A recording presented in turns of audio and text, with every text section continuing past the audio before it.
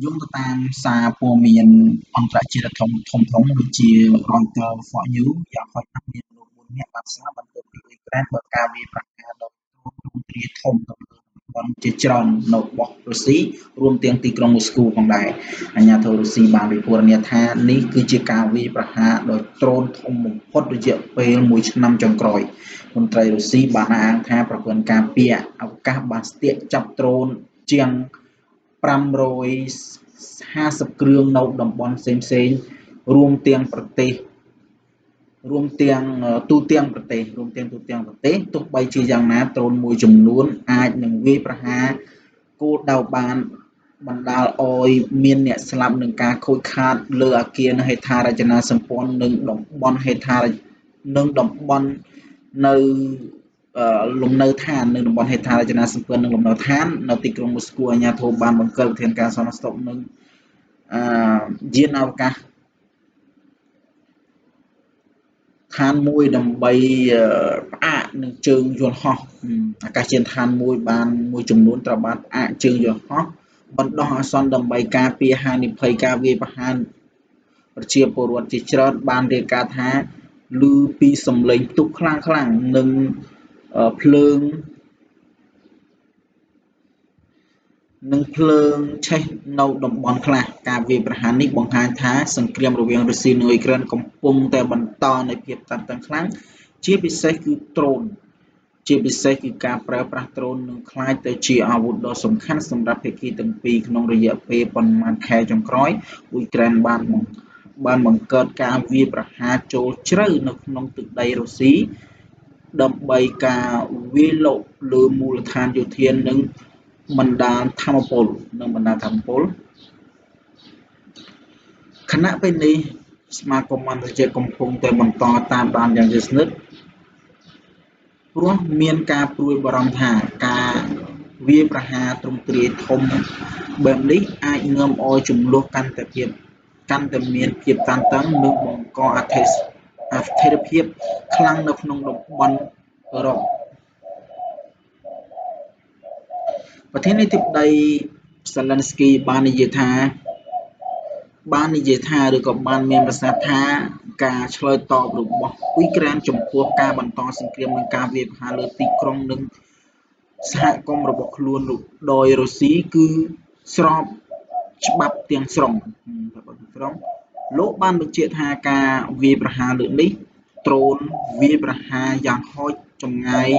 របស់អ៊ុយក្រែនបានឈានទៅដល់តំបន់ជុំវិញទីក្រុងមូស្គូហើយនេះគឺជាសារមួយទៅកាន់រុស្ស៊ីថារុស្ស៊ីបានបញ្ចប់សង្គ្រាមនេះរុស្ស៊ីត្រូវតែបញ្ចប់សង្គ្រាមនេះលោក Zelensky ក៏បានសរសើរដល់សេវាសន្តិសុខអ៊ុយក្រែននិងកងកម្លាំងការពាររបស់អ៊ុយក្រែនដែលអនុវត្តប្រតិបត្តិការយ៉ាងច្បាស់លាស់និងប្រសិទ្ធភាពលោកបានបន្ថែមថាចម្ងាយពីព្រំដែនអ៊ុយក្រែនទៅតំបន់គោលដៅមានចម្ងាយ500គីឡូម៉ែត្រតំបន់មូស្គូប្រព័ន្ធការពាររឹងមាំបំផុតរបស់រុស្ស៊ីប៉ុន្តែអ៊ុយក្រែននៅតែអាចឆ្លងកាត់បានលោកក៏បានបញ្ជាក់ថាក្រុមហ៊ុនផលិតដ្រូននិងមីស៊ីលរបស់អ៊ុយក្រែនកំពុងតែបន្តយ៉ាងសកម្មដើម្បីពង្រឹងសមត្ថភាពយោធារបស់ប្រទេសសន្ទរកថានេះក៏បានលើកឡើងក្រោយការវាយប្រហារដោយដ្រូនទ្រង់ទ្រាយធំលើតំបន់ជាច្រើនរបស់រុស្ស៊ីដែលបង្កមានភាពតានតឹងនៅក្នុងសង្គ្រាមអ៊ុយក្រែននិងរុស្ស៊ីឲ្យកាន់តែខ្លាំងក្លារុស្ស៊ីមកដល់អ៊ុយក្រែនគឺជាពាក្យបញ្ចប់របស់ Zelensky ប្រើជាញឹកញាប់ក្នុងសន្ទរកថាផ្លូវការរបស់លោកដើម្បីលើកទឹកចិត្តប្រជាជននិងកងកម្លាំងការពារអ៊ុយក្រែន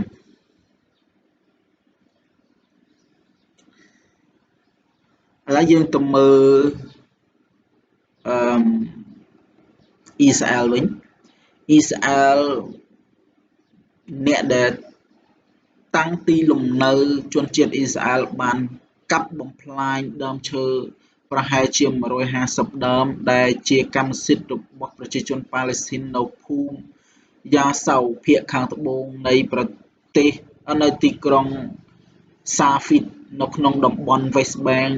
ដែលស្ថិតនៅក្រោមការកាន់កាប់របស់ប្រជាជនប៉ាឡេស្ទីនប្រជាពលរដ្ឋនៅក្នុងតំបន់នោះបាននិយាយថាដើមឈើដែលត្រូវបានកាប់ភាគច្រើនគឺជាដើមអូលីវនិងដើមឈើផ្សេងៗដែលប្រជាពលរដ្ឋដែលជា